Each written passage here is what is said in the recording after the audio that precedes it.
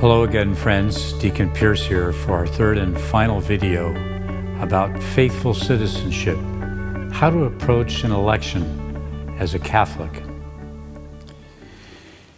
Our challenge, our duty as Catholics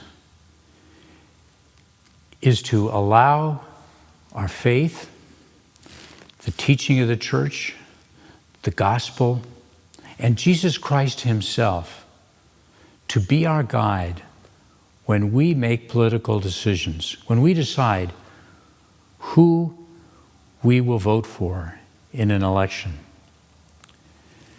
St. Ignatius of Loyola, in his spiritual exercises, spoke about attachments, inordinate attachments, things we become so attached to, they become like little gods that we worship.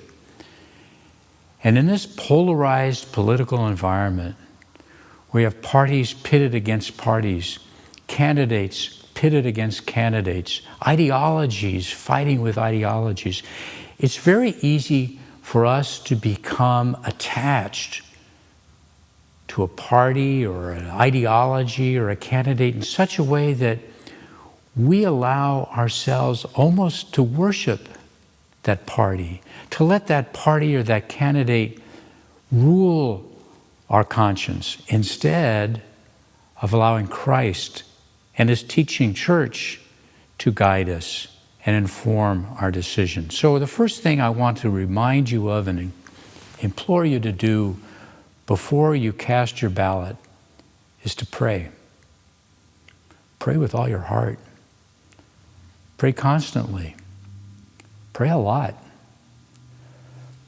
Beseech the angels and the saints, especially our Blessed Mother, to intercede for you and ask God to send His Holy Spirit into your heart and into your mind, that you might truly judge the worthiness of each person standing for election and apply the 4 principles of Catholic social teaching we spoke about earlier to each candidate to discern which candidate is more likely to bring about the good and to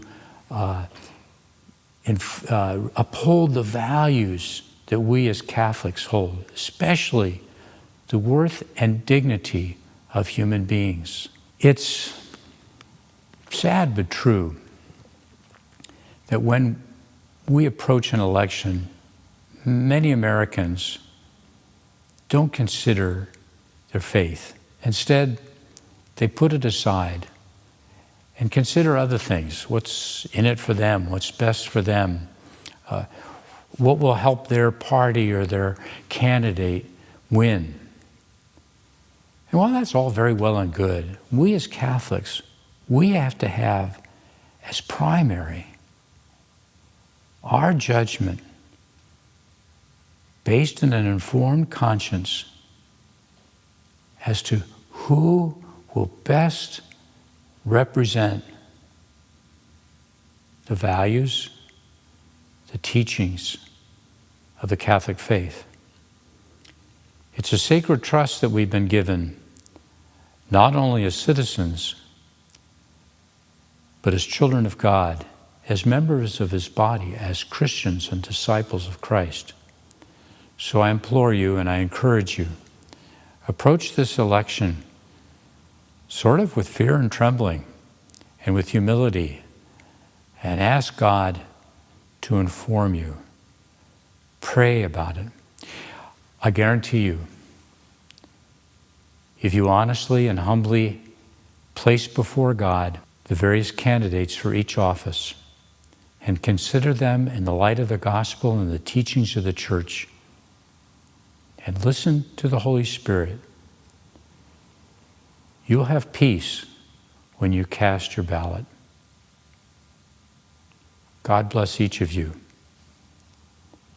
God bless our country.